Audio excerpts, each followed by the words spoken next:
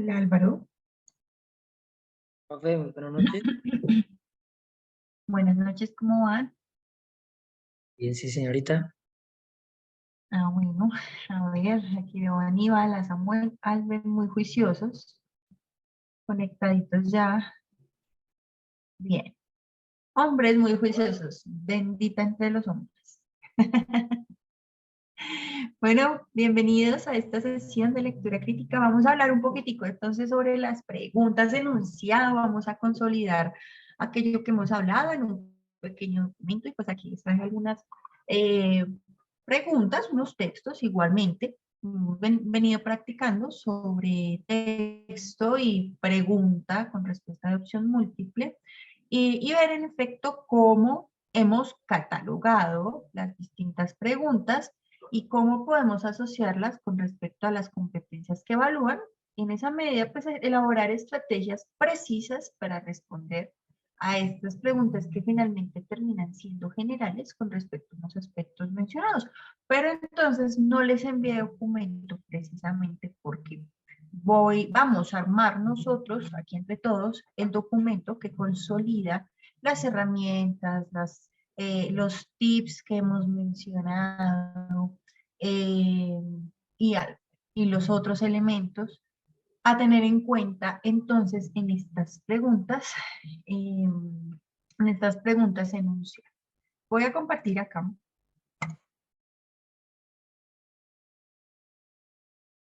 Listo. Entonces, bueno, aquí voy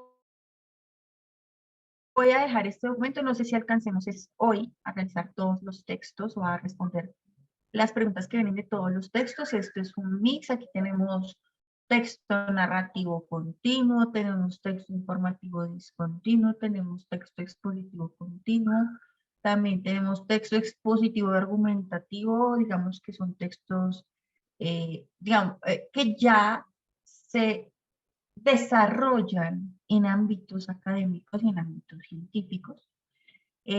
También encontramos, bueno, por último, un texto narrativo continuo. Entonces, es un mix en donde vamos a mirar qué es lo que se resalta en esas preguntas, atendiendo pues a los pasos que también habíamos dicho. Insisto, no sé si alcancemos a solucionar todas las preguntas, si no, entonces cuando terminemos la clase envío este documento ya en PDF, con lo que también estamos pues escribiendo acá y retomando con respecto a las palabras a tener en cuenta en las preguntas enunciadas, o más bien a aquellos aspectos que tenemos que apelar al momento de responder este tipo de exámenes. En primera instancia, vamos a tener unas palabritas en cuenta. Ay, no, pero no, no, que se me confunde. Pongámoslo subrayadito. Listo.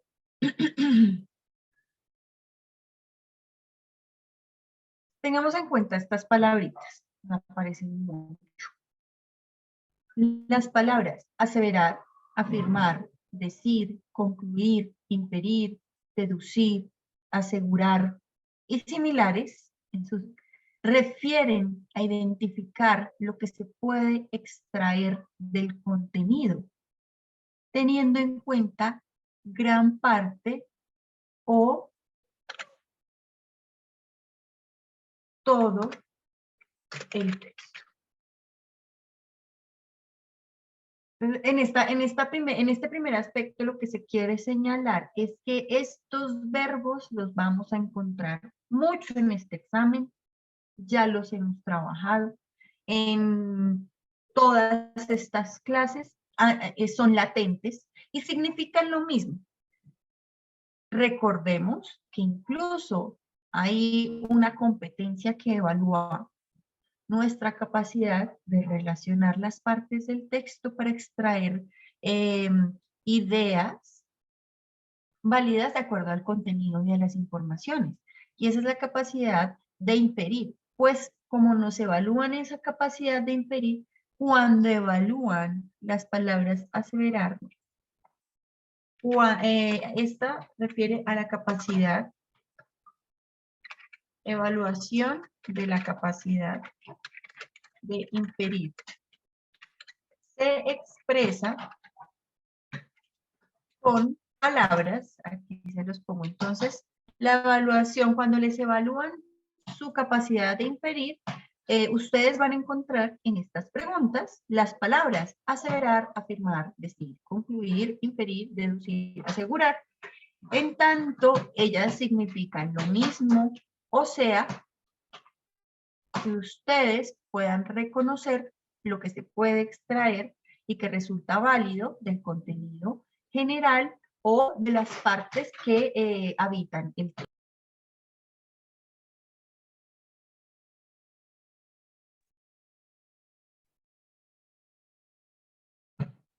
Bueno, esto con respecto a la capacidad de inferir.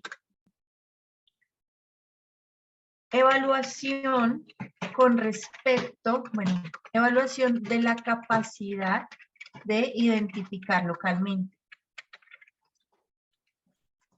Cuando a nosotros nos evalúan localmente, podemos, localmente, las partes, ¿cierto? Entonces, de las partes, evalúan el sentido y la función, o la función, no las dos. Entonces, por ejemplo, nos pueden evaluar el sentido de una palabra, el sentido de una frase, o el sentido de toda una oración, precisamente. O la función de un signo de puntuación, o de una palabra, o precisamente de las mismas oraciones. Entonces, recordábamos que cuando a nosotros nos evalúan la capacidad de identificar las partes de los textos, nosotros podemos ser evaluados en tanto el sentido de la parte, lo que quiere decir o su significado, o la función, o cómo funciona precisamente esa parte para construir el texto. Entonces, eso es el otro aspecto que habíamos dicho de las preguntas. Nos pueden evaluar la globalidad y para ello utilizan esas palabras como aseverar, afirmar, decir, concluir, inferir, etcétera. Pero para evaluarnos localmente ya son otros elementos que vemos en la pregunta. ¿Cuáles son? Que nos evalúan o que nosotros como lectores reconozcamos qué quiere decir el significado de la parte explícita. Voy a poner explícitamente. O sea, que usted reconozca cómo funciona eso que está ahí. O el sentido. Y entonces ya habíamos dicho, o la función o el sentido. Desde dos aspectos podemos ver. Y nosotros habíamos dicho precisamente, reconociendo aquí, que la evaluación del sentido refiere a la composición semántica del texto, ¿cierto? Sentido semántico. Y la función refiere a la composición sintáctica del texto. Entonces aquí se lo pongo entre paréntesis, estoy charlándolo aquí para que observen cómo va la información expuesta en este documento. Listo, entonces para tener en cuenta las preguntas enunciado ya vamos dos aspectos. Uno con respecto a la capacidad de evaluarnos la globalidad, ¿cierto? Y es tener en cuenta que cuando están estas preguntas se vamos a encontrar posiblemente estas palabras, aseverar, afirmar, decir, concluir, inferir, deducir, asegurar o similares, y que como tal lo que buscan es que nosotros podamos extraer una idea válida del contenido del texto que relacione precisamente las partes del mismo de la mejor manera, atendiendo a su sentido pues, y a la estructura. Y además decimos que con respecto a lo local o a la evaluación de lo que está explícitamente en el texto, evalúan, bien sea de la parte, el sentido y o la función. También notamos en las preguntas enunciado, cuando las abarcamos, que las formas de hacer, bueno, vemos formas de hacer enunciados negativos. Entonces, vemos que hay preguntas negativas y este era el otro ítem a tener en cuenta cuando abarcamos las preguntas. ¿Qué tipo de enunciado estoy completando? Un enunciado que dice o que menciona una idea que se extrae del contenido o pide como tarea reconocer algo que no está en el contenido. Esta parte que está aquí, las formas de hacer enunciados negativos, entonces refieren a esa manera en las preguntas enunciado de referir, refieren a ideas de aquello que no está en el texto. Formas de hacer enunciados negativos. Entonces aquí ya empieza como a mezclarse con las palabras previamente expuestas en la parte de la capacidad de inferir. Por ejemplo, es falso afirmar. Es lo mismo que es impreciso decir que. No es posible, señor lector, no es posible concluir del texto que. Es inadecuado deducir que. Es ilógico afirmar. Resulta consecuente expresar que. Esto que se encuentra acá indica lo mismo. ¿Qué es lo que indica? Que su tarea, entonces, indica la misma tarea. La forma de hacer enunciados negativos indica la misma tarea. ¿Cuál es la misma tarea? La voy a poner en mayúscula. Identificar lo que no es posible extraer del contenido textual. Del contenido del texto. Entonces, es falso afirmar que es impreciso, no es posible concluir, es inadecuado deducir, es ilógico afirmar. En otras palabras, lo que su merced va a entender cuando vea este tipo de expresión como tarea es que a usted lo que le están poniendo a hacer es reconocer lo que no se puede extraer del contenido del texto.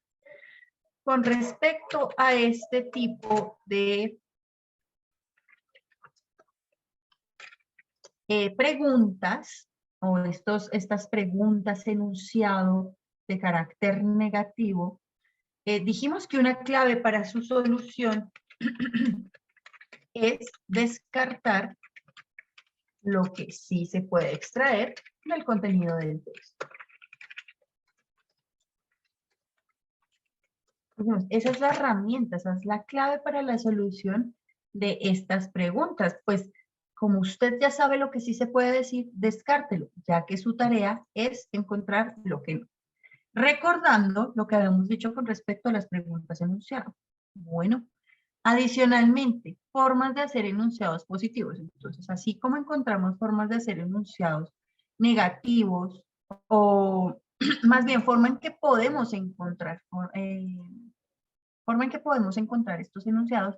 En el caso de los enunciados positivos, los podemos encontrar de la siguiente manera. Y en otras palabras, la tarea que tenemos que realizar, recuerden que nosotros tenemos que realizar tareas, ¿no?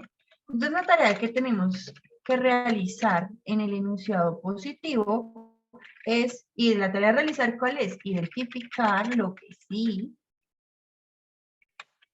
se puede extraer del texto. Entonces ustedes van a encontrar dentro de la pregunta enunciado expresiones como es adecuado decir, resulta coherente concluir. Miren que aquí están utilizando palabras sinónimas para adecuado, para decir, concluir. Mire, con respecto, por ejemplo, cómo se relacionan estos términos con los expuestos aquí cuando evalúan la capacidad diferencial. Entonces, es adecuado decir, en otras palabras, identifique lo que sí se puede decir del texto. Es adecuado decir, resulta coherente concluir, es posible asegurar, es preciso inferir, es correcto aseverar. Es cada uno de estas expresiones o similares indican lo mismo. ¿Qué es lo que indican? Que la tarea a realizar es reconocer lo que sí se puede extraer del texto. O sí se puede extraer de la parte, pues porque esto se puede hacer relacionado, por ejemplo, con la parte.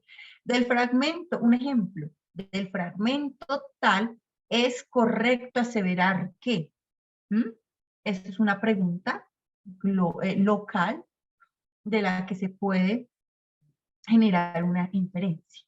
Entonces, aquí veíamos también y resaltábamos que las preguntas mezclan muchas veces la evaluación de las capacidades, no solamente son literales, sino que implican que a partir de un reconocimiento literal usted haga una reflexión. Entonces aquí se terminan mezclando las habilidades al momento de responder estas preguntas.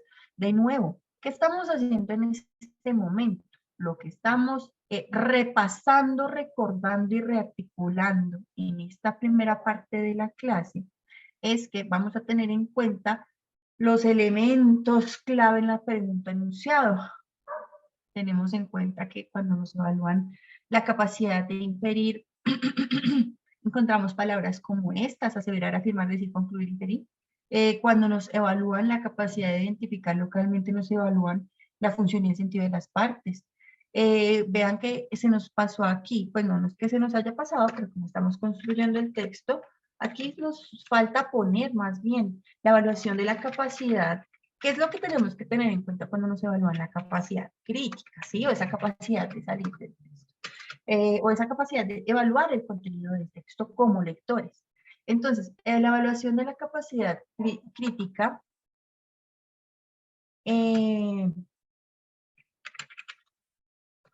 implica evaluar el contenido del texto, saliendo del mismo y relacionando con textos externos.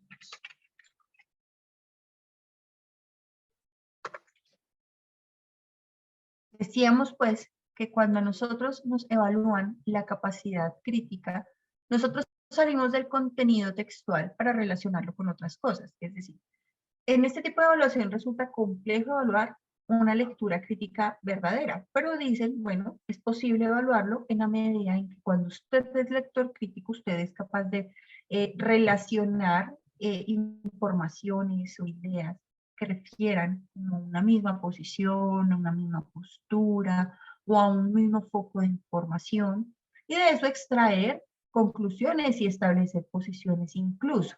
Eso haría un lector crítico.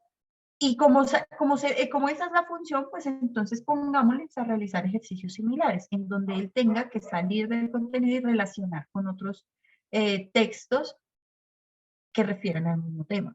Por tanto, cuando usted le evalúan su capacidad crítica, bueno, implica que usted salga del texto. ¿Qué otro aspecto decíamos acá? Bueno, implica relación. Vamos a ver qué otro aspecto nos falta aquí como por aportarle a la evaluación de la capacidad crítica.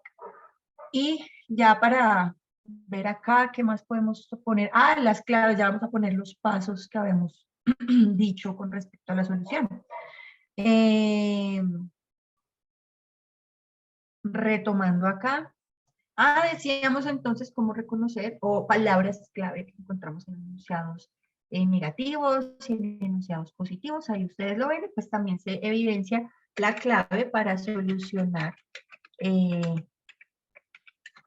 estas preguntas. Entonces, si a usted le preguntan, le ponen a completar un enunciado positivo, la clave para solucionar es descartar lo que no se puede extraer del contexto. Ahí como por retomar esas ideas que ya habíamos planteado y que he mencionado en las clases. Listo. Pasos. Habíamos dicho pasos para abarcar estas preguntas.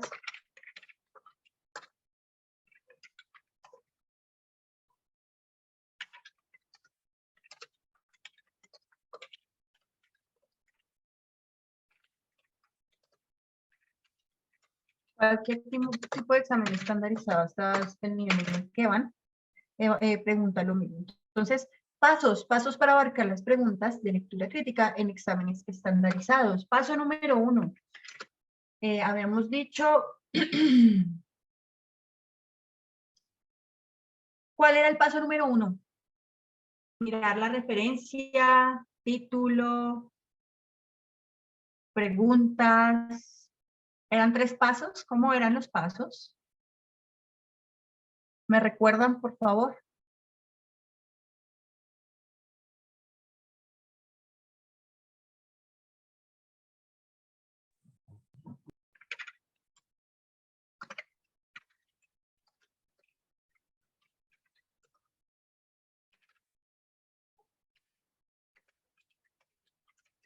Listo, entonces paso número 1, revisar los paratextos, título y referencia. Paso número 2, mirar las preguntas y descubrir las tareas. De nuevo, ¿qué es una tarea? ¿Qué es una tarea? Cuando hablamos de tareas, es lo que ustedes tienen que hacer en una pregunta. Entonces ya se dieron cuenta que no todos los textos se leen de la misma manera y que básicamente nosotros identificamos qué es lo que esa persona en particular quiere decir y cómo lo hace. Así que un horizonte para reconocerlo es mirar las preguntas antes de abarcar el texto para descubrir precisamente cómo yo debo interpretar aquello que el autor expone. Entonces, vamos a mirar las preguntas y descubrir las tareas. ¿Qué es la tarea?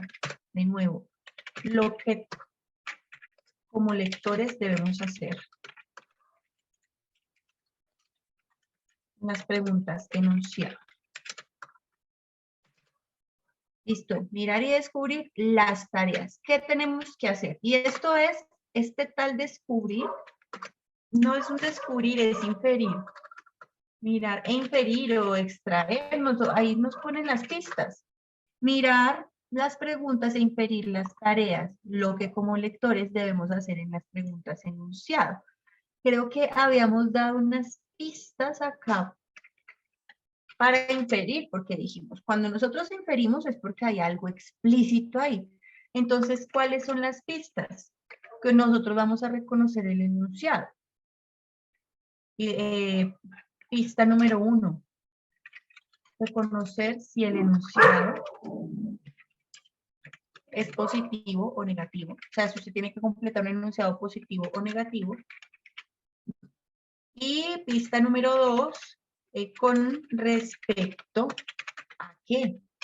Puede ser con respecto a una parte, pero también puede ser con respecto al tema central, pero imagínense que también puede ser con respecto a la globalidad del texto, o quien quita, pongámosle con respecto a la intención comunicativa, o venga, pongámosle una con respecto a los signos de puntuación, y así sucesivamente. A ustedes les puedo poner en cantidades de tareas. Entonces, con respecto a qué, lo ponemos entre paréntesis, las distintas posibilidades y muchísimas otras de evaluar. Entonces, el 2, el con respecto a qué.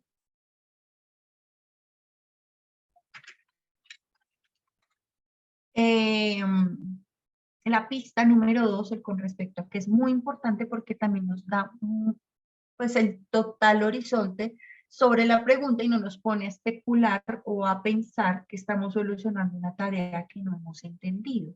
Entonces, bueno, y con respecto a qué es que tengo que encontrar, eso que se puede afirmar o eso que no se puede afirmar. Y el tercer paso, ya realizar lectura por oraciones, habíamos dicho, recuerden, se los envío. Vamos a, dijimos, realizar lectura por oraciones, no, por párrafos, en caso de que sea un texto muy largo. Realizar lectura por párrafos y para que esto sea más rápido, rastrear en medio de la lectura la función y el sentido de cada párrafo.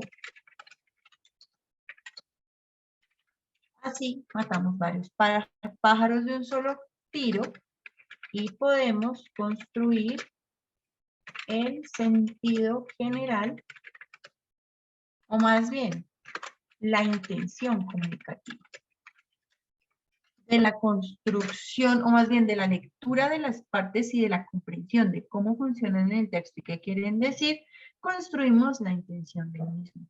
Y recordemos, la intención comunicativa es lo más importante a entender en este examen. ¿Qué quiere el autor fundamentalmente?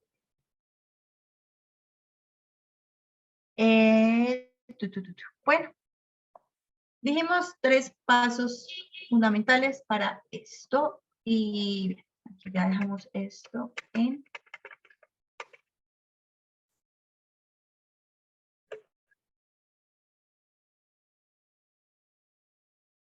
Bueno, aquí escrito. Ya dejamos esto acá escrito. En ese sentido, vamos a leer aquí un texto titulado El otro. Vamos a aplicar lo que acabamos de decir, reconociendo estos aspectos clave de las preguntas. Entonces, ¿qué hacemos primero, compañeros?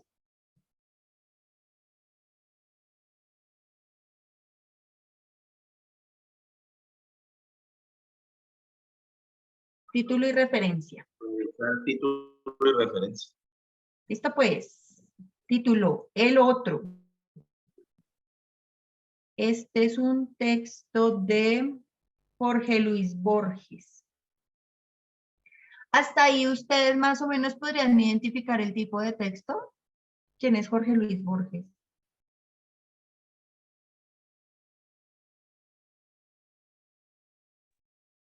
¿Quién será? Autor. ¿Quién será?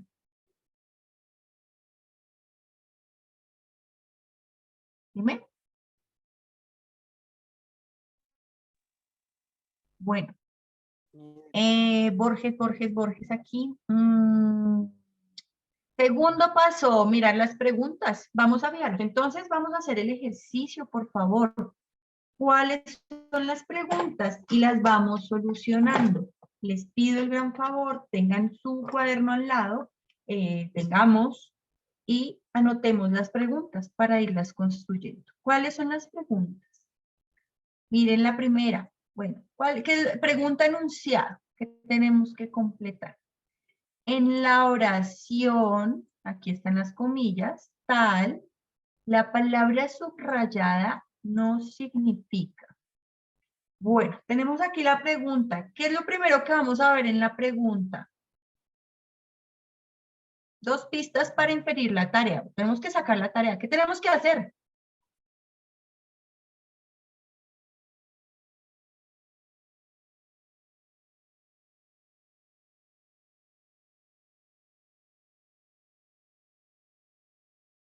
¿Qué tenemos que hacer? ¿Será que lo podemos solucionar de una vez? ¿Qué dicen ustedes? ¿Lo intentamos? ¿Quién quita hagamos las cosas más rápido? Empezar a descartar. Ir a leer el párrafo. Rastrear. Listo, listo. Bueno, como tampoco nos vamos a desordenar, estamos buscando cuáles son las tareas como tal. La tarea de este enunciado es, dijimos, ¿cuáles son las pistas para reconocer las tareas? Dos, primero, si el enunciado es positivo o negativo. Y segundo, con respecto a qué voy a completar ese enunciado. Primero, enunciado positivo o negativo. Primera pista para encontrar la tarea.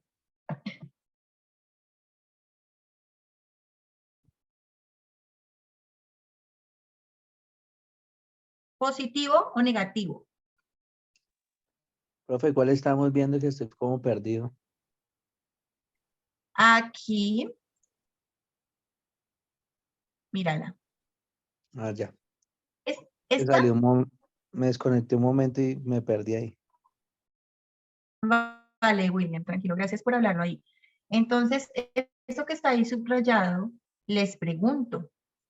Tú dijiste ahorita, compañero, hay que descartar. Bueno, para descartar primero tenemos que saber cuál es la tarea. La pregunta es, ¿cómo encontramos las tareas? Pues una pista, de pronto, como pues, por si se confunden, es reconocer si es positiva o negativa y con respecto a qué está haciendo la pregunta.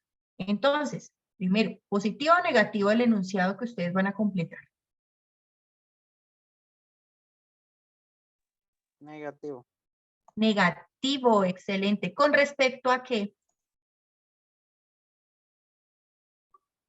A lo que no es. A lo que no significa qué.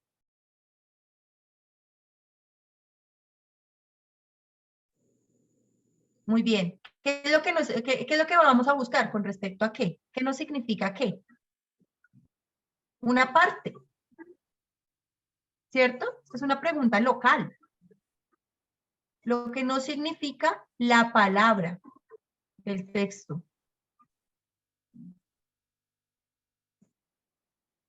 Listo. Entonces, en el fragmento. Eso es lo que nos están diciendo. ¿Será que lo podemos solucionar? ¿Nos atrevemos? ¿Quién quita? En la oración. Miren la oración. Ay, pero yo qué hice acá. En la otra punta de mi banco. Entonces, la tarea, identificar lo que no significa la palabra incivil, ¿cierto? La tarea, identificar lo que no significa incivil. Eso es su tarea. Según el enunciado en la oración, ¿qué no significa incivil? ¿Cómo solucionarían esta pregunta? Venga, se las amplío otro poco. Ya le ponemos el número porque es que no les puse el número. Pregunta 1. Entonces, habíamos dicho, identificamos las tareas. Tarea número 1, identificar lo que no significa incivil. Esta es una pregunta negativa con respecto a una palabra. Según el enunciado, ¿ustedes creen que se puede solucionar de una vez? Porque nos dicen la oración y nos la presentan. En la otra punta de mi banco, alguien se había sentado. Yo hubiera preferido estar solo, pero no quise levantarme enseguida para no mostrarme incivil. ¿Qué querrá decir esa palabra? ¿Como descortés? Listo, eso sí significa, ¿cierto? ¿Y cuál es la tarea que tenemos? Buscar lo que no es. Entonces, ¿qué hago con la D? Descartarla. Porque es lo que sí es. Muy bien. Listo. Como la tarea es buscar lo que no es incivil, ¿cuál descarto? La C. Grosero. La C también. Muy bien.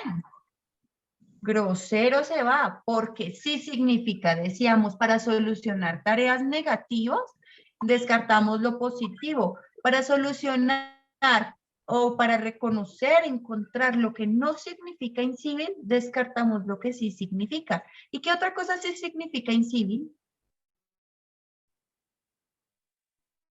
La B. Poco civilizado. Excelente. Entonces, estas tres son las que se descartan y encontramos lo que sí significa, descartamos lo que sí significa y encontramos lo que no Lo contrario. significa. Exacto, tarea negativa. Y encontramos lo que no significa la palabra subrayada. Y vean, un tip. Cuando nos ponen tareas sobre las partes, muchas veces se pueden solucionar de una vez. No siempre, pero miren que ya lo hemos practicado, pero sobre preguntas locales, literales, o sea, sobre las partes. ¿Listo? Y ya hay uno, uy, bueno, pues está literal, tú tal vez la puedo solucionar, la voy solucionando y no pierdo tiempo. No, y digamos, en este caso no tuvimos que leer todo el texto y eso no quiere, bueno, toca ver las otras tareas. Bueno, estábamos, digamos que en el proceso y entonces aquí ya avanzamos un poquito y decíamos, estamos en el segundo punto, identificar las tareas. Afortunadamente encontramos solucionamos de una vez la tarea 1. Vamos a ver la de la número 2. Punto número 2. Del texto es posible inferir que, entonces la pregunta número 2 es una pregunta, a ver, positiva o negativa. Positiva. Con respecto a lo que se Positiva. puede decir, ¿cierto? Porque sí. Vean cómo esto es y esta aparece alto, esta forma de pedir lo que sí se puede decir del texto de manera general. Esta es una pregunta totalmente global. Entonces, esta es una de las formas, arriba las pusimos. Del texto es posible inferir que, bueno, nos toca leerlo para ver que sí podemos inferir de su globalidad. Bueno, ahí lo ven ustedes. Ahora, acuérdense cómo se llama. El otro de Jorge Luis Borges. ¿Listo? Siguiente pregunta, tercera. El autor del texto hace la siguiente referencia a Heráclito. Y miren, está la parte aquí puesta de lo que dice el autor del texto. Luego dice, Heráclito plantea, luego aquí muestra lo que dice Heráclito. Según la previa aclaración, el fragmento leído y el sentido global del texto, miren que la tarea implica relacionar tres cosas externas, o sea, la previa aclaración de lo que plantea Heráclito, el fragmento que nos pusieron arribita, entre comillas, de lo que se encuentra en el texto, y la globalidad del mismo. Entonces, ¿qué podemos decir? Que el autor, que por qué el autor refiere al filósofo. Miren la razón. Esta pregunta es bastante crítica. Si ven que relaciona varios textos y de eso usted tiene que extraer la razón de una referencia a un filósofo. Venga, ¿por qué el autor refiere al filósofo? Es una forma de indagar sobre estrategia comunicativa. Y le están pidiendo la razón de la referencia. Esta es una pregunta que mezcla una parte como tal del texto, una explicación que está aquí mismo en la pregunta y, bueno, pide también tener en cuenta la globalidad del texto. Bueno, antes de intentar solucionarlo, vamos a leer el texto aquí. Bien, entonces tenemos aquí tres preguntas, una con respecto a Heráclito y otra con respecto a qué se puede decir del mismo. ¿Listo? Uy, y el texto siempre es larguito, aunque es como más diálogo. Bien.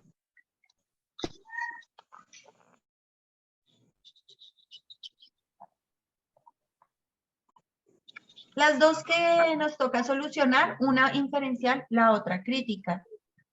Nos toca leer el contenido, pero esto lo hacemos rapidito. Vamos a leer por párrafos y nos daremos cuenta y decimos rápidamente cuál es la función, cuál es el sentido y construimos la intención. Estamos entonces ahora en el tercer paso. Construcción de función y sentido por párrafos completos. Primer párrafo. El hecho ocurrió en el mes de febrero de 1969, al norte de Boston, en Cambridge. No lo escribí inmediatamente porque mi primer propósito fue olvidarlo, para no perder la razón. Ahora, en 1972, pienso que si lo escribo, los otros lo leerán como un cuento y con los años lo será tal vez para mí. Aquí contextualiza, fíjense lo que hace el autor que se llama Jorge Luis Borges. Recuerden ustedes el autor, el nombre del autor. Narra, o más bien aclara que tuvo una situación sobre la cual decidió escribir en tiempo después, ¿no? 3 años después de cuando sucedió, que para él fue algo muy complicado de comprender. Dice que casi, pues, digamos, como que casi lo lleva a la locura, o para no perder la locura, intentó olvidar este hecho que vemos a continuación. Aquí aparece este signo de puntuación. No olvidemos qué significa que se cortó una parte del texto. Y entonces empieza la narración. Serían las 10 de la mañana. Yo estaba recostado en un banco frente al río Charles. Indica esto que es en primera persona.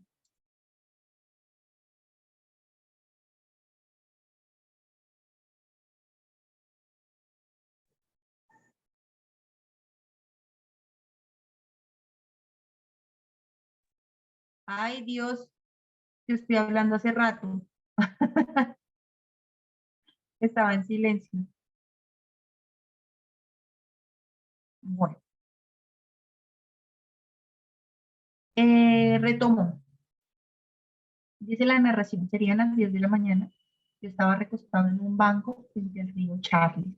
A unos 500 metros a mi derecha había un alto edificio cuyo nombre no supe nunca. El agua gris acarreaba largos trozos de hielo. Inevitablemente, el río hizo que yo pensara en el tiempo, la milenaria imagen de Heráclito. Aquí en este párrafo se habla sobre Heráclito, hay una pregunta sobre Heráclito al final, que incluso muestra la postura de Heráclito como filósofo, y muestra entonces en medio, para qué sirve este párrafo, para narrar, para empezar la narración sobre ese momento sobre el cual nos habló, que fue tan impactante para él. Y precisamente empezó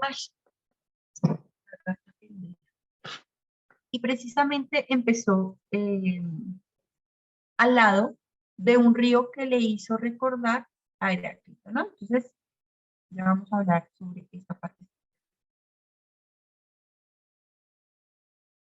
Siguiente parte.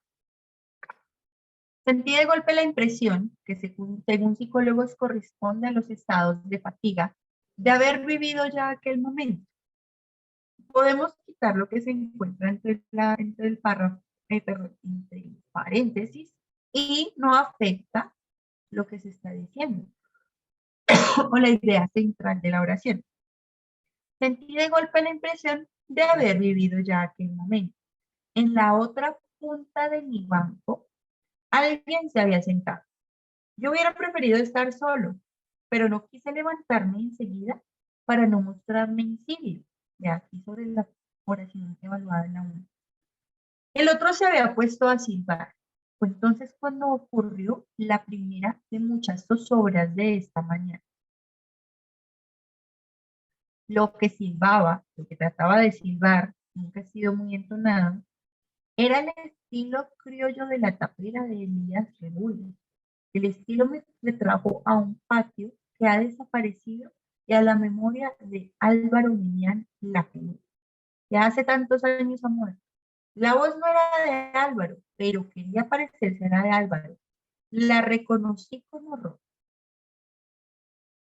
Me le acerqué y le dije, señor, ¿usted es oriental o argentino?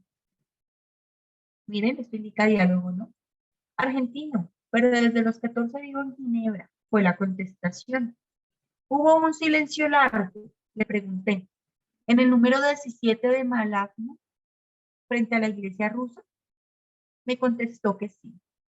En tal caso, le dije resueltamente, usted se llama Jorge Luis Borges. Yo también soy Jorge Luis Borges. Estamos en 1969, en la ciudad de Cambridge. No, me respondió con mi propia voz un poco lejana. Al cabo de un tiempo insistió, yo estoy aquí en Ginebra, en un barco, a unos pasos del Ródano. Lo raro es que nos parecemos, pero usted es mucho mayor, con la cabeza gris. Yo le contesté, puedo probarte que no. Voy a decirte cosas que no puede saber un desconocido. En casa hay un mate de plata con un pie de serpientes que trajo del Perú nuestro bisabuelo. También hay una palangana de plata que tenía el arzón. No he olvidado tampoco un atardecer en un primer piso de la plaza Dufour. Dufour corrigió. Está bien, Dufour. ¿Te basta con todo esto? No, respondió. Estas pruebas no prueban nada. Si yo lo estoy soñando, es natural que sepa lo que yo sé. Su catálogo prolijo es del todo vano. Entonces, para él es un sueño. La objeción era justa, le contesté. Nuestra evidente obligación, mientras tanto, es aceptar el sueño como hemos aceptado el universo y haber sido engendrados y mirar con los ojos y respirar. Y si el sueño durara, dijo con ansiedad el joven, para tranquilizarlo y tranquilizarme, fingí un aplomo que ciertamente no sentía. Le dije, mi sueño ha durado ya 70 años. Al fin y al cabo, al recordarse, no hay persona que no se encuentre consigo misma. Es lo que nos está pasando ahora, salvo que somos dos. No quieres saber algo de mi pasado, que es no quieres saber algo de mi pasado, que es el porvenir que te espera. Bien. En este momento hay unas partes muy importantes. Dice, bueno, toda esta parte que está aquí narrada, la primera parte, muestra esa situación en la que él se encuentra con su yo. Y ese yo se sienta al otro extremo del banco.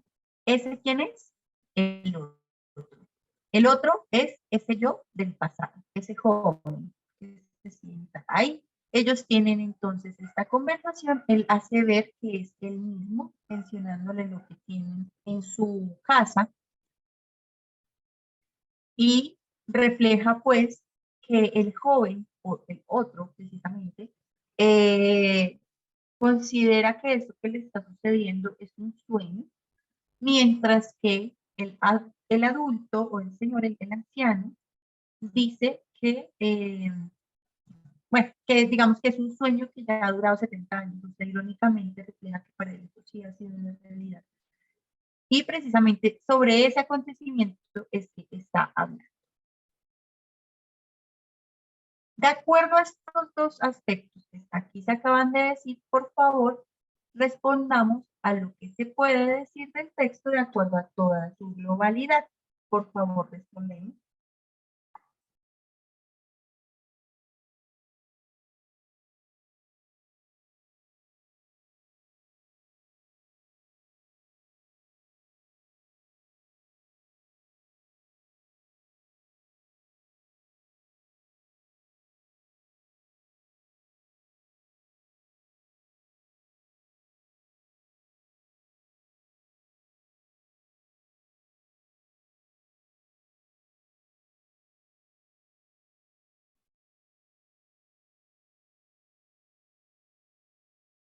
Bueno, a ver.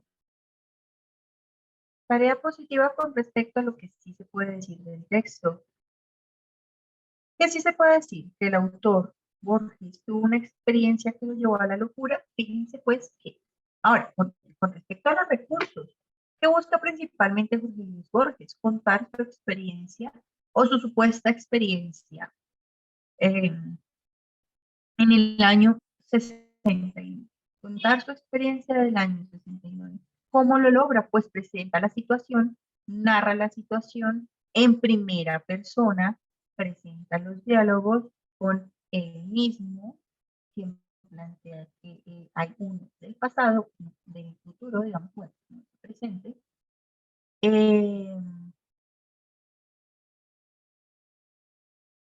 Y bueno, obviamente esto es un fragmento, falta más texto.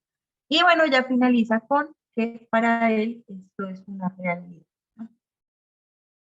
¿Qué sí se puede decir? Se puede decir que el autor tuvo una experiencia que lo llevó a la locura. Nos dice que casi lo lleva a la locura y que por eso decidió escribir. Una cosa es que lo llevó, otra cosa es que casi lo llevó. Podemos decir que el narrador se encontró con su yo del futuro. Es una narración en primera persona.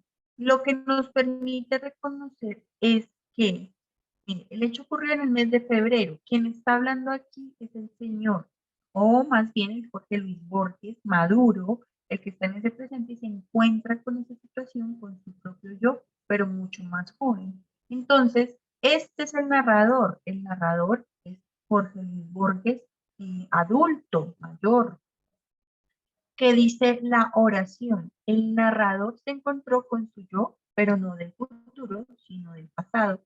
Entonces se descarta. Porque justo lo que se puede inferir que quien se sienta en el otro extremo del banco es el personaje anciano. Quien se sienta es el personaje joven. Pequeños detalles que descartamos. Por tanto, podemos inferir que para Borges, para el Borges anciano, el suceso fue real, para el joven, un sueño. La respuesta es D. Y ahora con respecto a lo de Heráclito y esta pregunta crítica, por favor, teniendo en cuenta ahora sí todo, la globalidad, la cual tiene la intención de Borges de narrar su encuentro con su otro yo, la referencia a Heráclito, pues, por favor, resolvamos esta tercera.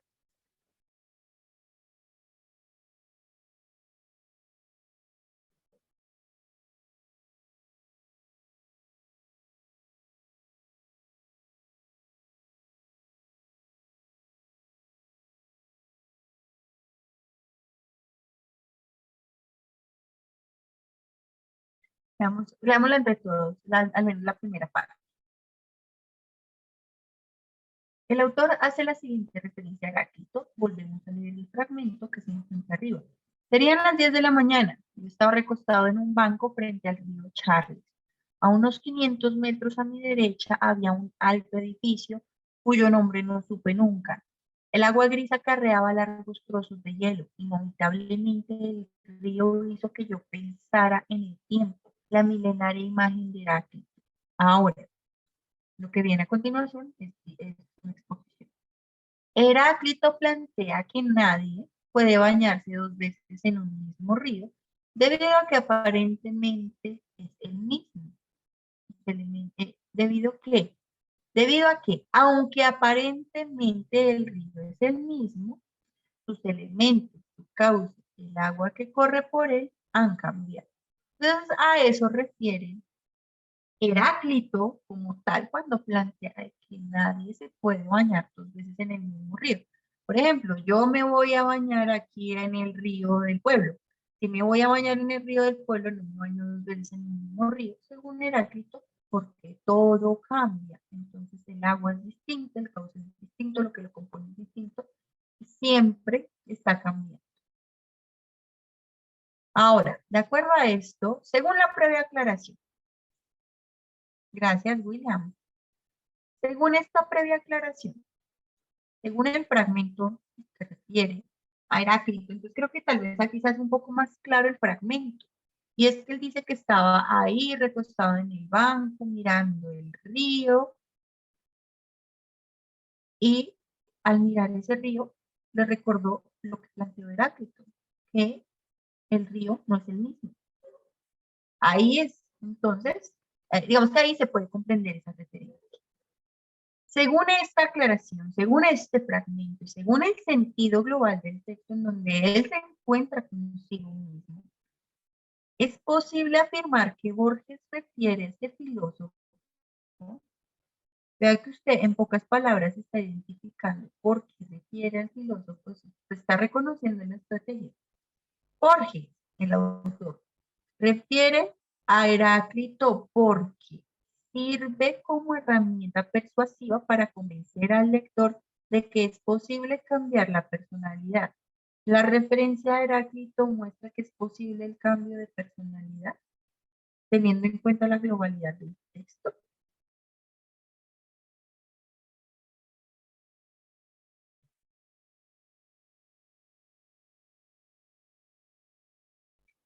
Aquí vemos que esta pregunta ya es más larga y que pide más texto a entender y relacionar. Entonces, según esto, esas informaciones presentadas, esos 3 textos como tal puestos, pueden inferir que Borges refiere a Heráclito porque sirve como herramienta para persuadir, para convencer al lector de que es posible cambiar la personalidad. Borges nos quiere convencer con esa referencia de que es posible cambiar la personalidad. Cuéntenme.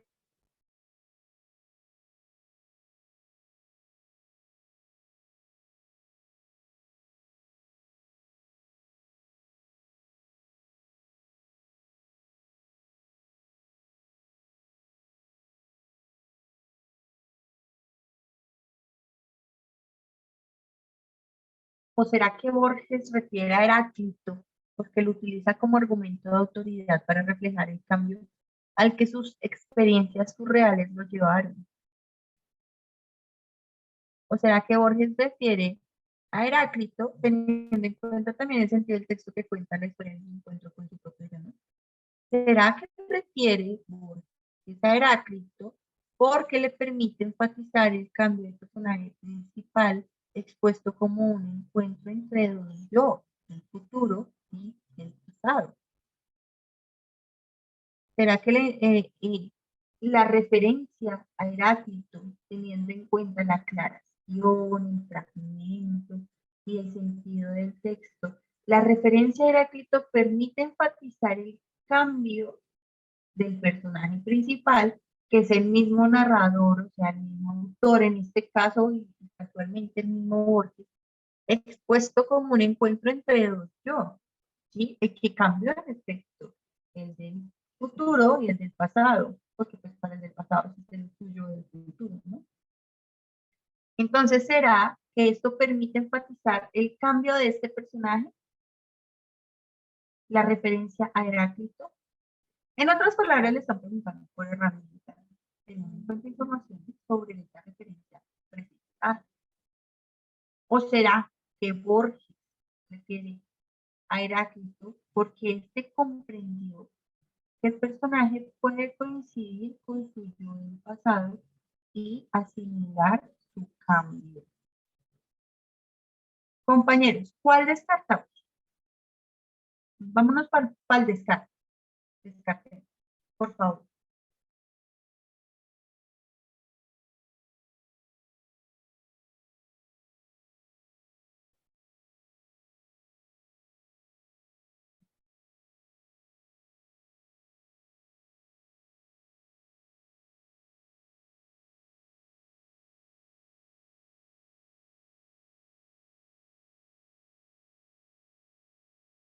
Son enunciados mucho más largos y construcción de párrafos mucho más extensos. Bien.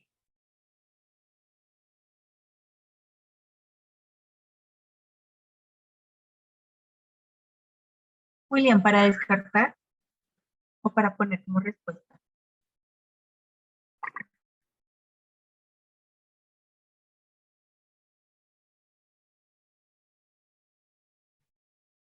Listo. Muchas gracias, William. Sí, señor. La A es descartable. A ver, Borges refiere al Heráclito porque sirve como herramienta persuasiva para convencer al lector de que es posible cambiar la personalidad. Y es que, aunque la referencia a Heráclito refiere al cambio, no es el cambio de personalidad. ¿Mm? Sino pues, o sea, no es el cambio intencional de personalidad, como, yo quiero cambiar mi personalidad, sino más bien como una persona cambia, por supuesto, y cómo esto se contrasta con ese encuentro entre el futuro y el pasado. Oscar, ¿esta vez para descartar? Respuesta. Listo. Borges refiere a este filósofo porque lo utiliza como argumento de autoridad. En efecto, Heráclito es un filósofo muy conocido. Vamos a ver si funciona como argumento de autoridad para reflejar el cambio al que sus experiencias surreales lo llevaron. Aquí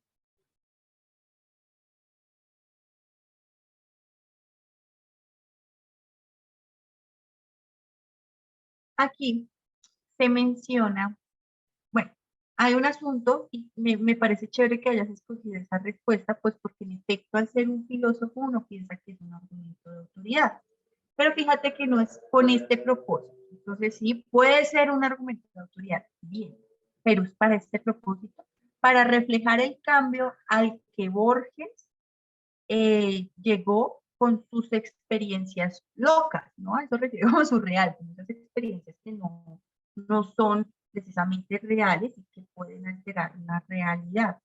Entonces, ¿será que lo utiliza como argumento de autoridad para mostrar el cambio que él tuvo con estas experiencias? Fíjense que no, porque él no está mostrando el cambio que tuvo, simplemente está narrando la experiencia. Por eso no es el cambio propio el que quiere reflejar. Entonces, aunque sí, Oscar, se puede ver como un argumento de autoridad, no es para este propósito, por eso es descartado. ¿Listo? Sobre todo por este asunto de las experiencias. Vamos a ponerlo en rojito, por cómo se entiende. Bueno, entre las 6, señor, dime, William. En ese caso también podríamos descartar la C. Que no podía prender el micrófono, no sé por qué. ¿Por qué, William? Porque también habla de un cambio. Si te fijas, todas hablan de cambio. Y precisamente lo que nos muestra la referencia de Heráclito es que todo cambia, todo es cambiante. El río es cambiante, o sea, el río no es el mismo río. ¿Mm? Entonces, todo es el cambio. El punto es, ¿será que refiere al tema del cambio en el sentido de Heráclito y cómo esto configuró el sentido del texto? Porque esta pregunta es dura. ¿Por qué? Porque tengo que tener en cuenta la aclaración que me acaban de hacer sobre lo que plantea el fragmento explícito que me ponen del texto y el sentido global del texto. ¿Por qué el sentido? Porque yo tengo en cuenta la referencia que se hace a Heráclito y sobre cómo, cómo ver un río evocó en el narrador ese pensamiento sobre Heráclito. Luego me explican esto.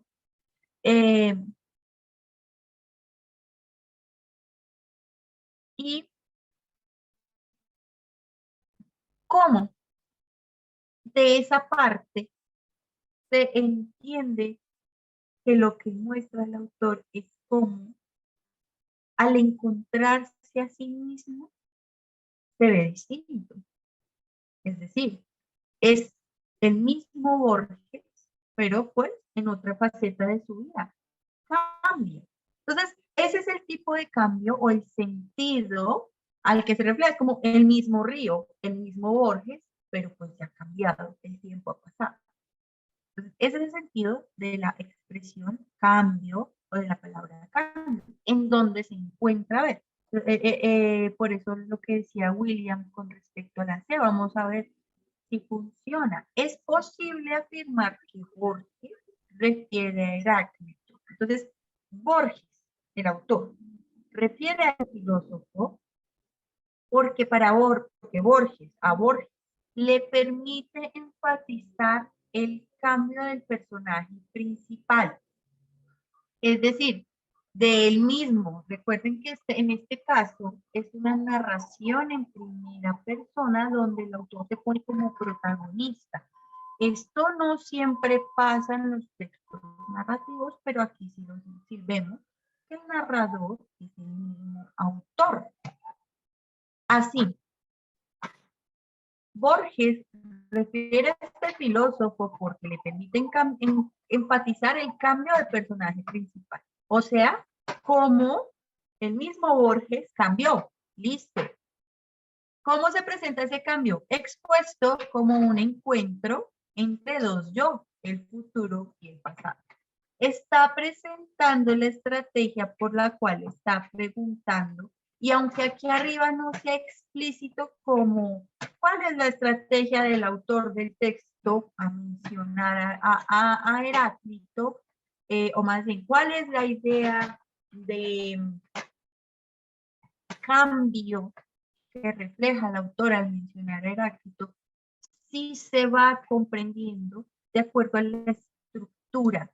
Esa es una especie de fusión de preguntas sintáctica, semántica y además pragmática. No hemos hablado de esa, de este componente.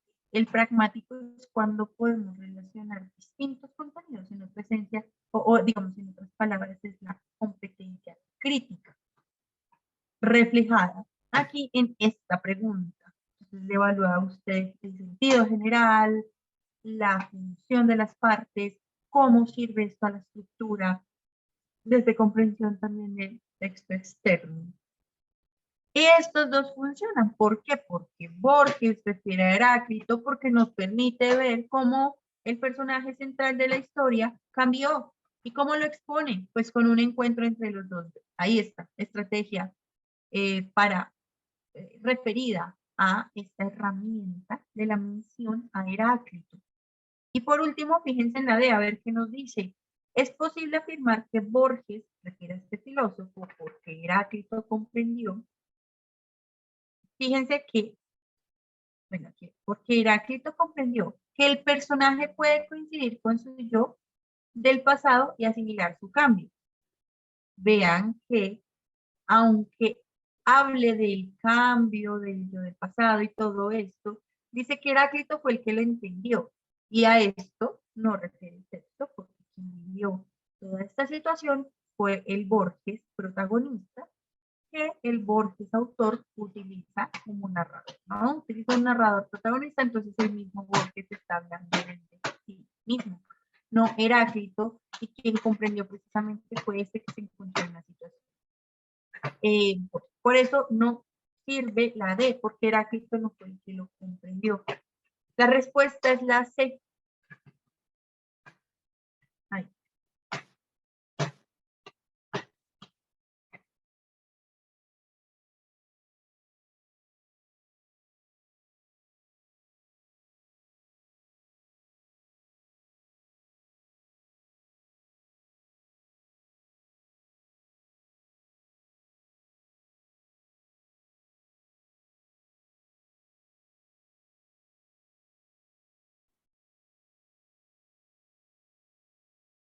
Bien. Vamos con un texto discontinuo. Tolerancia cero con la mutilación genital femenina. Con respecto a esto, pues nos conviene también mirar las preguntas. Que no sé, es falso afirmar de la infografía que una pregunta negativa. ¿Qué no se puede decir de la infografía? El sentido del texto es que 4, 5. Son preguntas todas globales.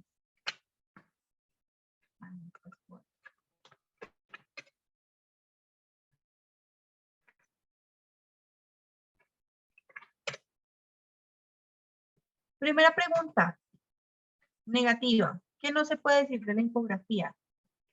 Segunda pregunta del texto, o quinta como tal. El sentido del texto es que vamos a reconocer el sentido global, inferencial. Y la última, es adecuado aseverar, pregunta positiva, que lo que más ocupa la infografía es. O son. Vamos a ver qué podría ocupar. Entonces, ¿qué no se puede decir? El sentido global y qué es lo que más, qué se puede decir de lo que más ocupa la infografía. Miren la infografía en su globalidad.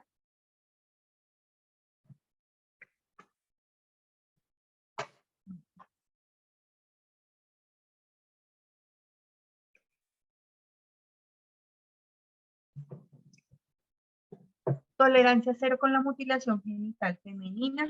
Miren esta parte también.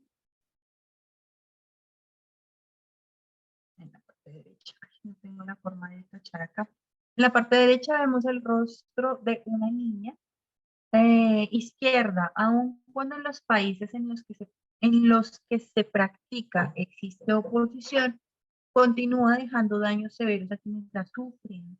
Conoce la situación mundial en este día de tolerancia cero contra esta práctica.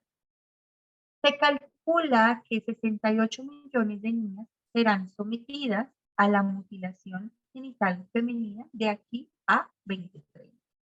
Bueno, como tal vemos que el tema del texto es que no se tolere la mutilación genital femenina. La información pequeña que está abajo al lado izquierdo habla de que esta es una situación que continúa, pero pues la idea es expresar la total oposición a esta práctica. Luego dice que para el 2030, 68 millones de niñas más serán sometidas a la mutilación. Luego dice que hasta el momento 28 millones de niñas y mujeres han sido mutiladas en todo el mundo. Abajo en la parte izquierda, ¿por qué se practica? Presentan los motivos. Desequilibrio de poder entre hombres y mujeres y discriminación extrema contra mujeres y niños. Y en la parte inferior derecha dice que bueno, mencionan los países, se concentra en 30 países de África y Oriente Medio y Asia Meridional. También hay casos en países asiáticos, comunidades indígenas de Latinoamérica, mujeres refugiadas y migrantes. Aquí tenemos las fuentes, no se ven muy bien. Bueno, tenemos aquí las fuentes abajo. Según esto, primera pregunta, negativa. Ya tenemos claro entonces cuál es el tema. ¿Qué busca la infografía? Exponer que no se debe tener tolerancia a la práctica de la mutilación genital femenina. Expone sobre esta práctica, en dónde más se lleva a cabo, razones por las que se practica y algunas cifras. Cuarta, por favor, me envían la respuesta.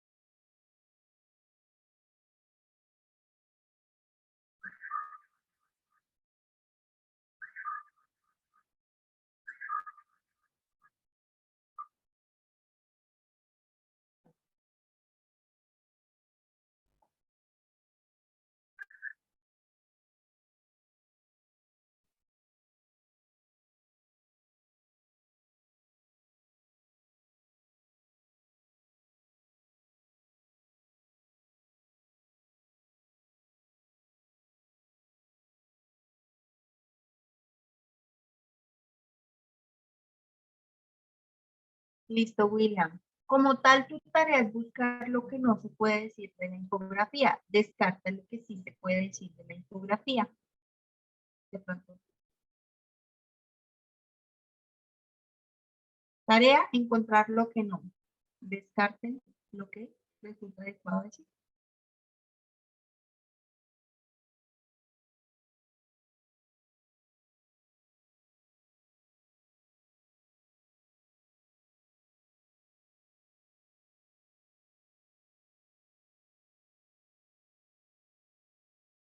Bueno, tenemos otro ejemplo de pregunta negativa de carácter global.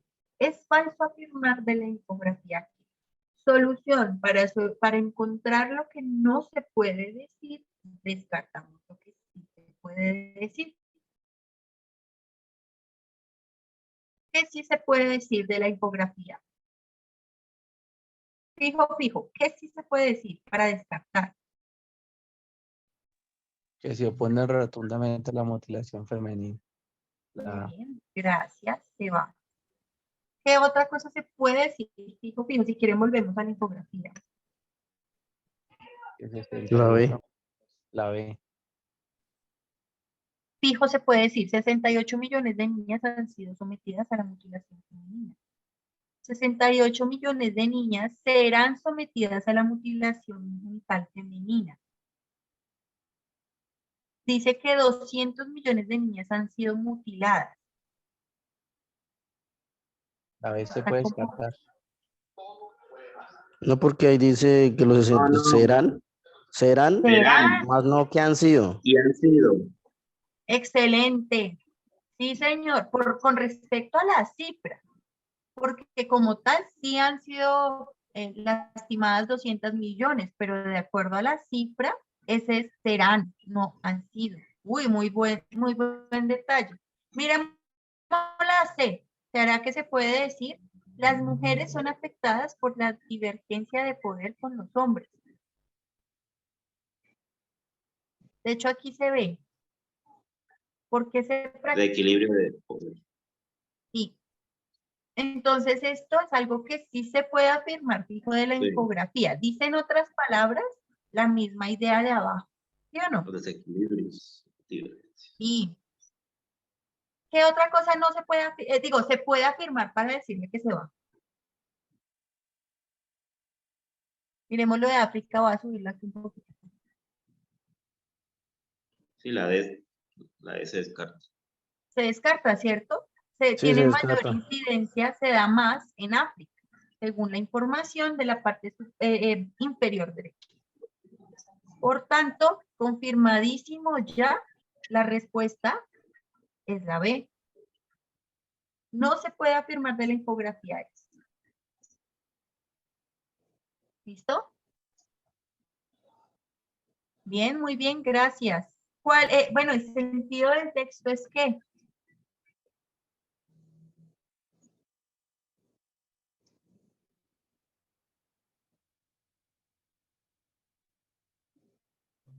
el sentido del texto está ligado a la intención central y al título. ¿Qué quiere el título?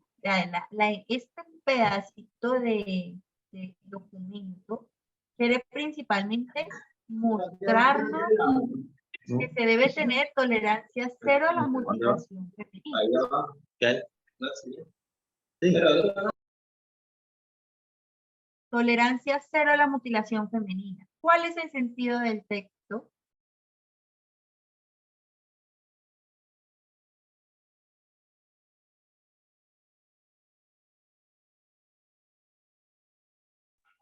La C.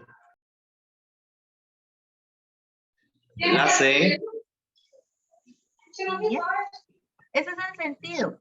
Y si vieron, miren, por ejemplo, uno puede decir, el sentido es que la mutilación femenina vulnera los derechos de las mujeres. Y la A es algo que sí es obvio, pero no está en el contenido o en el sentido como tal del texto. Y decíamos, el sentido del texto lo podemos construir leyendo los paratextos y en este caso el título nos orientó un poco mejor con el sentido. Bueno, en el caso de la B se descarta porque no es la mayoría de las mujeres.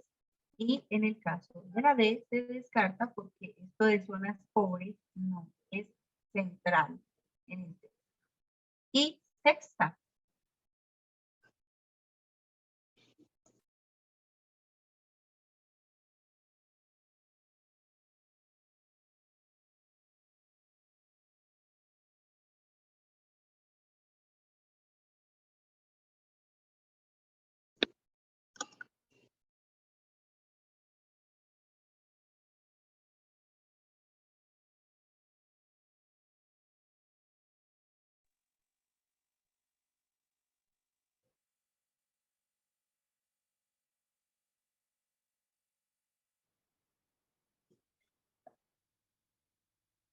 Bien.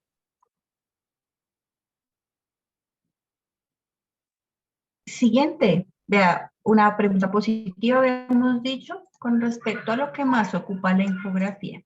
¿Es adecuado aseverar que lo que más ocupa la infografía, bueno, antes de irnos allá a las respuestas, ¿qué es lo más grande en la infografía?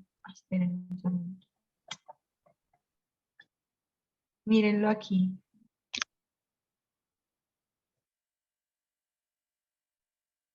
La cara de... La cara del bebé, de la niña, es lo más grande. Luego le sigue el título. Incluso están como similares, ¿cierto? Muy grandes. Y bueno, los otros elementos mucho más pequeñitos en la exposición. Entonces, ahí ya vemos que es como lo que más ocupa la infografía. Ahora, por favor, respuestas. Ese me puede ser.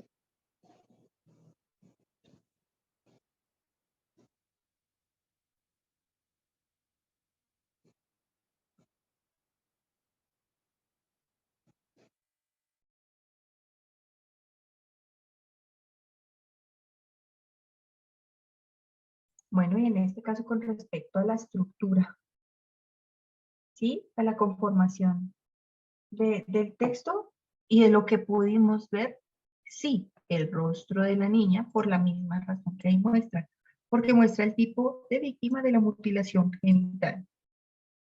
¿De qué es lo que más ocupa? Bueno, ya vimos que son los círculos porque contienen los motivos. Esto es verdad, pero no es lo más grande, por eso se descarta. ¿Qué es el título? Porque expresa difusamente el tema, no, pues lo expresa claritamente, entonces se descarta. Lo que más ocupa son las cifras de las víctimas futuras para advertir el peligro de la mutilación. No hay ninguna cifra aquí presentada. Y por eso se van. Muy bien, la respuesta aquí es la D. Aquí tenemos un texto, son 3 párrafos, digamos que más bien fáciles de leer, pero esto es un texto de una revista de astronomía. Bueno, la revista es la revista de astronomía digital, es un texto de divulgación científica, muy cortito. Bueno, realmente es un fragmento, porque el texto es bastante largo. Y aquí, sexta. Vamos a responder a esta séptima. Para textos, ¿no? Primero, para textos. La naturaleza de Venus se llama el título. Bueno, el texto. La naturaleza de Venus. Este Venus va con mayúscula. Esto es escrito por Pedro Hernández en un texto que artículo que se llama La advertencia de Carl Sagan. Este pequeño es un fragmento. La naturaleza de Venus está dentro de este artículo, publicado en esta revista.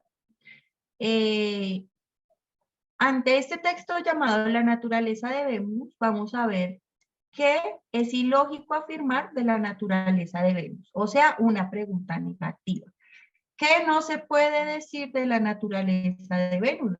Descartaremos lo que sí se puede decir sobre su naturaleza. Octava, es posible inferir de Immanuel Velikovsky que tenemos entonces una pregunta sobre un sustantivo sobre el cual se ofrecen informaciones. ¿Qué sí se puede decir de este personaje o de este señor sobre el cual están hablando? Primero, ¿qué no se puede decir con respecto a la naturaleza de Venus? Ya aquí se delimita la pregunta. Segundo, octava pregunta, ¿qué sí se puede decir? Es una pregunta positiva con respecto a Velikovsky. Octava. Novena. Según la oración, ay, espérenme un segundito. Según la oración, aquí está entre comillas, en la parte subrayada las comas sirven para. Esta es una de esas preguntas que se pueden hacer de una vez, porque está aquí en el fragmento, y como tal es reconocer la función de esas comas. Incluso podríamos responderla de una vez. ¿Para qué sirven las comas en esa oración? A propósito de comitas que hablamos alguna vez en la vida. Respondamos a la novena, adelantemos trabajo. Una pregunta de esas literales que se pueden resolver de una.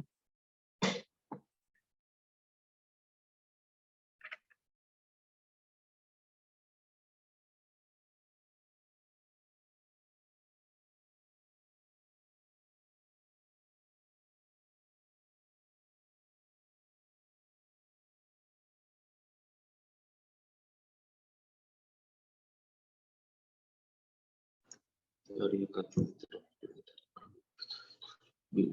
la parte sobre la parte del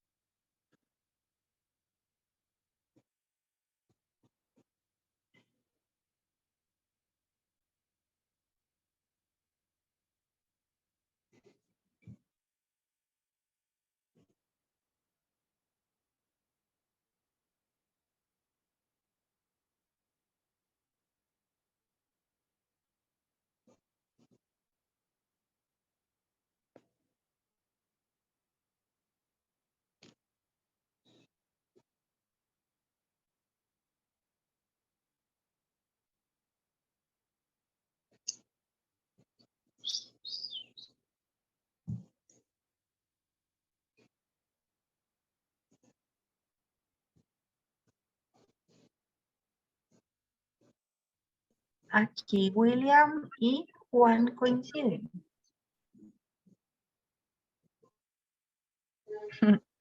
Bien, y si ven, ahí ya, no todas las respuestas, no todas las preguntas se pueden responder de una vez, pero ya nos vamos volviendo duchos en reconocer las que sí, sin embarrarla.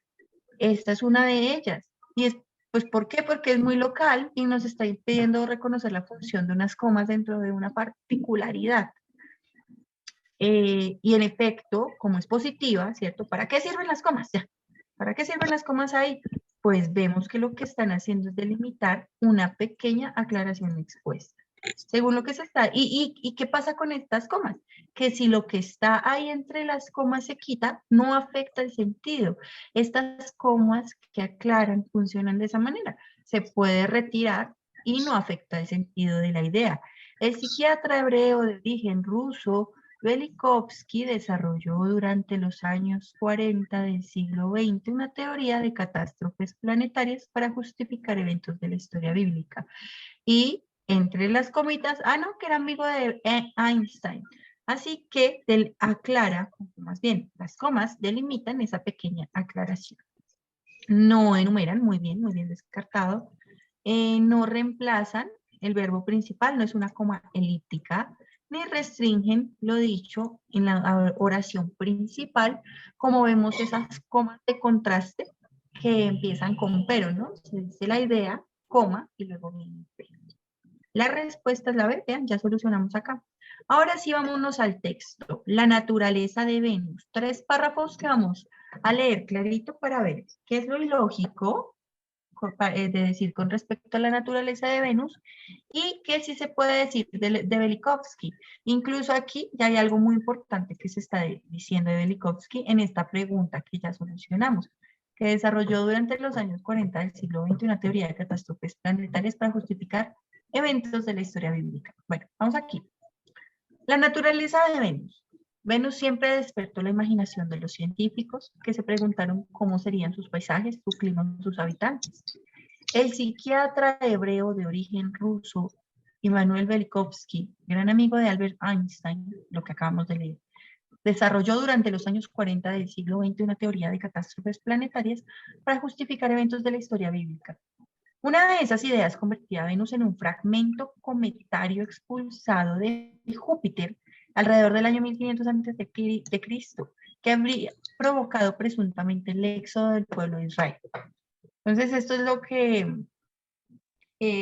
bueno, como tal nos está diciendo, Venus despertó la imaginación, Velikovsky planteó esto, relacionó catástrofes planetarias con eventos de la historia, y una de las ideas era que Venus salió de Júpiter y provocó el éxodo del pueblo de Israel hacia el 1500.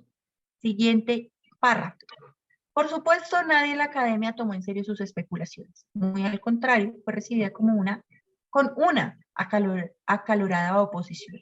Pero la propuesta de Velikovsky hacía una predicción contraria a las hipótesis de la época derivada de los cálculos de Svante Arrhenius, que dibujaban un Venus parecido a una sauna bajo un manto perpetuo de nubes en una versión tropical de nuestro planeta. Miren aquí lo que está diciendo, ¿no? Que la propuesta de Velikovsky hacía una predicción contraria a las hipótesis de la época. ¿Y cuál es la hipótesis de la época? Que Venus tenía una versión tropical de nuestro planeta. Un Venus lleno de vida. Flammarion, Claude Flammarion, imaginaba en 1884 con enormes planicies y montañas más altas que el Himalaya, poblado de unos habitantes sospechosamente parecidos a los humanos. Nos está mostrando aquí que así como Arrhenius, que mostraba una versión tropical de Venus, Flammarion veía a Venus como con grandes montañas y con humanoides o habitantes medio humanos. Finaliza. Según la propuesta de Velikovsky, recuerden que sobre él hablamos, la superficie de Venus tenía que estar muy caliente al ser un planeta joven con menos de 4.000 años. Acuérdense ustedes que lo que dijo Velikovsky fue rechazado y se oponía a lo que decían en la época, ¿no? Que Venus es tropical, es como una selva tropical. Entonces dice que Velikovsky decía que la superficie de Venus es muy caliente porque es un planeta muy joven. Como de hecho fue descubierto, entonces, tenía que estar muy caliente al ser un planeta joven con menos de 4.000 años. Como de hecho fue descubierto en observaciones de radio a finales de los 50, evidenciando una superficie por encima de los 400 grados centígrados capaz de fundir el plomo. Un llamativo ejemplo de cómo la mala ciencia puede hacer una predicción correcta. ¿Por qué el autor dice esto de que la mala ciencia puede, de que esto que pasó con Velikovsky es un ejemplo de mala ciencia, pero que puede lanzar una predicción correcta? ¿Por qué es mala ciencia?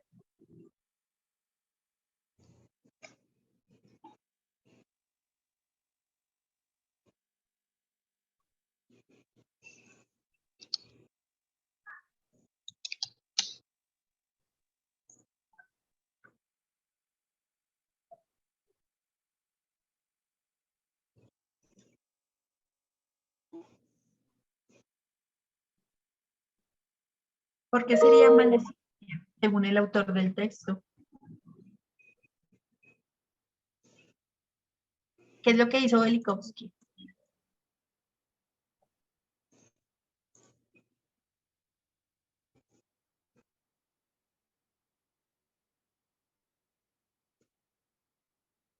Podría decirse aquí que mala ciencia se catalogaría a lo que hizo Velikovsky en la medida en que su investigación buscaba relacionar con eventos de la historia bíblica, o sea, relacionar estos eventos históricos, bueno, estos eventos de la historia bíblica con sucesos, digamos que con acontecimientos naturales. ¿Mm? Entonces, estas catástrofes planetarias, al relacionarla con eventos bíblicos, al relacionar y mostrar aquí, digamos, como esa intención religiosa, es lo que haría, según el autor, es de esto una mala ciencia. Por supuesto, según el autor.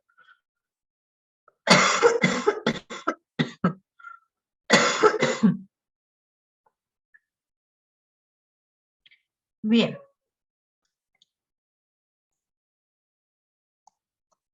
¿Qué es ilógico decir de la naturaleza de Venus? Por favor, respondan. De nuevo, una tarea negativa. ¿Con respecto a qué? A la naturaleza de Venus. ¿Qué no se puede decir sobre la naturaleza de Venus? Para solucionar preguntas negativas, descarten lo positivo. Descarten qué sí se puede decir sobre la naturaleza de Venus.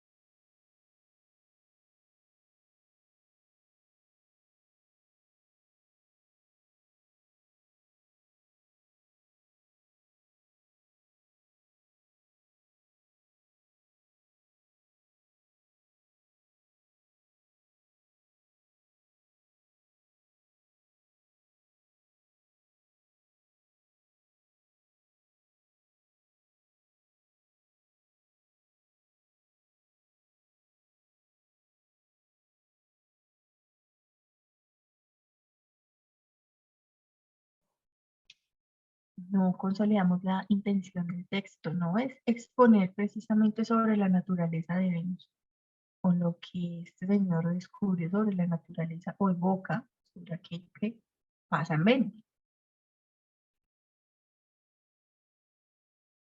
¿Cuál señor? Pedro Fernández. Entonces, pregunta número 7. ¿Qué no se puede decir sobre la naturaleza de Venus?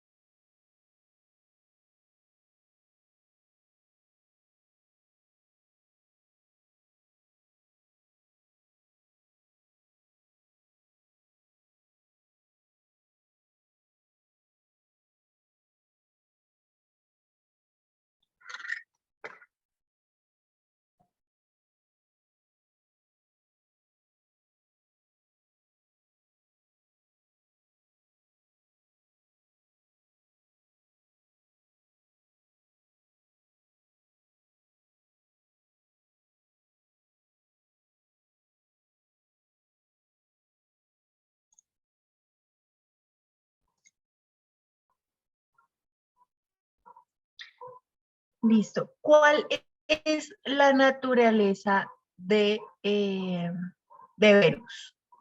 Según el texto, Venus era súper caliente, ¿cierto? Entonces, si la idea es buscar lo que no se puede decir de la naturaleza de Venus, descartamos lo que sí se puede decir. La B. Necesariamente que su superficie es en extremo caliente. Busco lo que no, se descarta. Con respecto a la naturaleza La de C Venus, también. muy bien, muchas gracias. Se dice que es un joven planeta y que esto se concluyó por unos estudios de radio. Miren entre la B y la A. La naturaleza, lo que compone a Venus, es que despertó la imaginación de los científicos.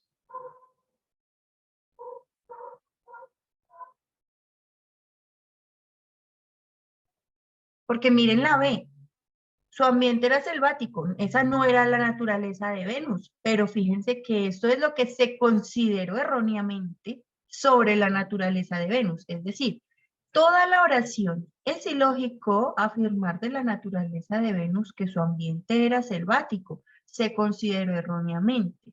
Esta aclaración indica que con respecto a la naturaleza era erróneo pensar que era selvática, pero sí habla sobre la naturaleza, sobre lo que compone a Venus, aunque fuera mal desarrollado o mal pensado o mal propuesto, ¿sí? Pero sí es con respecto a la naturaleza.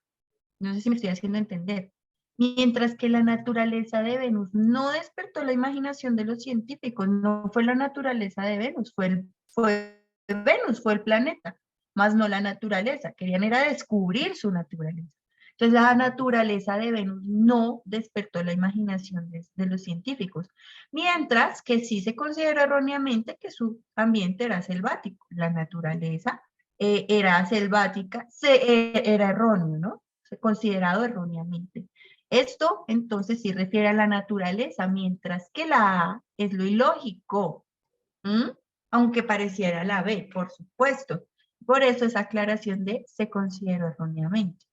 Es ilógico afirmar, compañeros, de la naturaleza de Venus que despertó la imaginación de los científicos. La naturaleza no fue lo que despertó la imaginación, fue el planeta, más no la naturaleza. Precisamente con ánimo de responder a la curiosidad o a la imaginación que despertó el planeta Venus, es que se empieza a hablar sobre su naturaleza. Es distinto y por eso esto es lo ilógico. La naturaleza de Venus no es que haya despertado la imaginación del científico. Eso no corresponde a Venus. Es un efecto de Venus, pero no es su naturaleza. Por ello es la respuesta, es lo ilógico. ¿Mm? Entiendo por qué pusieron la B los compañeros, pero ya vieron por qué no servía. Bueno, miremos esta octava. Perdón. Uy. Es posible inferir de Velikovsky que es una tarea positiva con respecto a Velikovsky. ¿Qué sí se puede decir de Velikovsky? ¿Mm?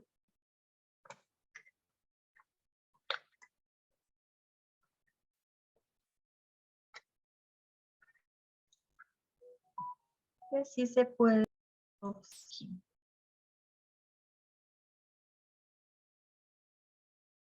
Y con respecto a lo que dice Velikovsky, ahí sí vale la pena la aclaración y la distinción que los compañeros hicieron ahorita con respecto a lo que se decía de la naturaleza de Venus, ¿cierto? No, que Venus parece una selva. No, Velikovsky decía otra cosa, que era, a ver.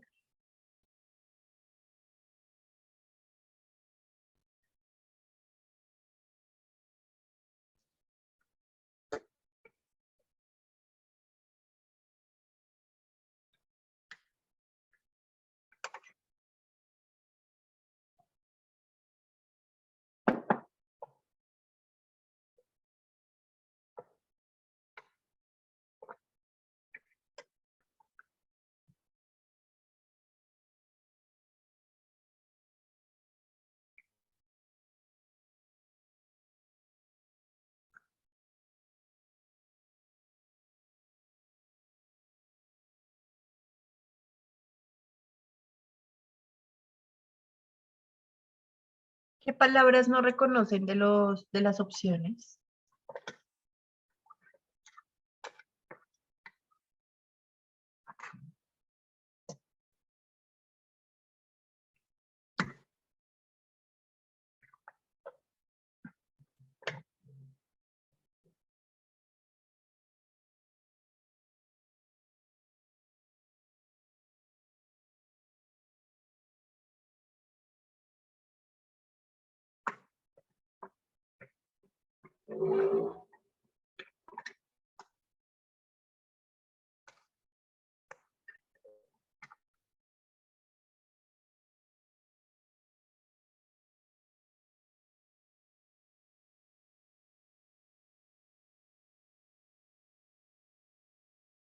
Bueno. Se puede decir de Velikovsky que para él Venus es un planeta de ambiente tropical y altas montañas.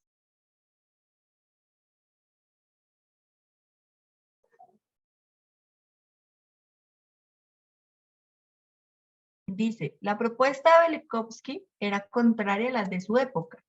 Las de su época decían que tenía un entorno tropical y de altas montañas. Entonces Velikovsky dice lo opuesto a ello.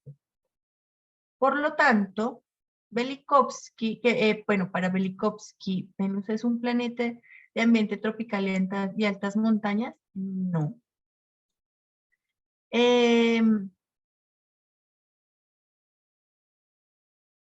Es posible inferir de Velikovsky que su predicción fue encomiada o alabada por el ámbito científico y académico. Velikovsky fue alabado, fue felicitado por el ámbito científico y académico.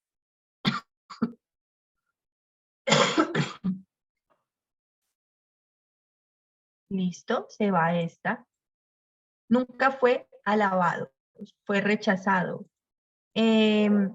Velikovsky imaginaba las planicies de Venus llenas de vegetación. Él no imaginaba esto, de hecho eso lo imaginaban, eran otros, lo imaginaba Svante Arrhenius, que pensaba en una versión tropical, o Flammarion, que pensaba que eran altas montañas como el Himalaya. Entonces, no, imaginaba las planicies de Venus llenas de vegetación, no lo hacía Velikovsky. Velikovsky lo que hizo fue relacionar las catástrofes planetarias con historias de la Biblia, eso se dice al inicio del texto, donde se muestra aquí, nosotros leímos, desarrolló durante los años 40 del siglo XX una teoría de catástrofes planetarias para justificar eventos de la historia bíblica. La respuesta de esta es la opción D, lo que se puede afirmar de Velikovsky. Ay, vengan que esta yo no la había puesto, se me había olvidado. Entonces solucionémosla entre todos. Tengamos en cuenta la siguiente información. La obsesión de Newton por la interpretación de las escrituras durante algún tiempo fue desestimada como embarazosa. Sin embargo, su importancia para una comprensión adecuada de Newton ahora se reconoce y estimula mucha actividad nueva entre los especialistas. Entonces, Newton también interpretó las escrituras. ¿Y quién es Newton? Bueno, ustedes ya saben, es un personaje que muy importante en el ámbito de la ciencia, de la astronomía. Y aún así, una persona que dio una trascendencia a la ciencia moderna, un paso a la ciencia moderna, pensó la Biblia. Lo que sobrevino a Newton se puede relacionar con lo sucedido a quién, a Flammarion, a Arrhenius, a Velikovsky o a Einstein.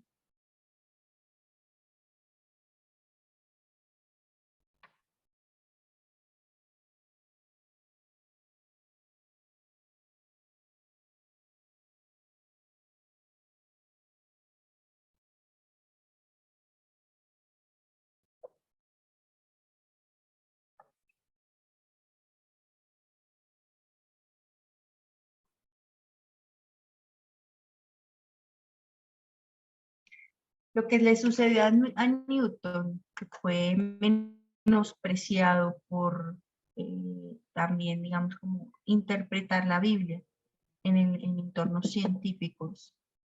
¿A quién le pasó de los personajes mencionados en el texto? Esa misma situación, ¿a quién le pasó?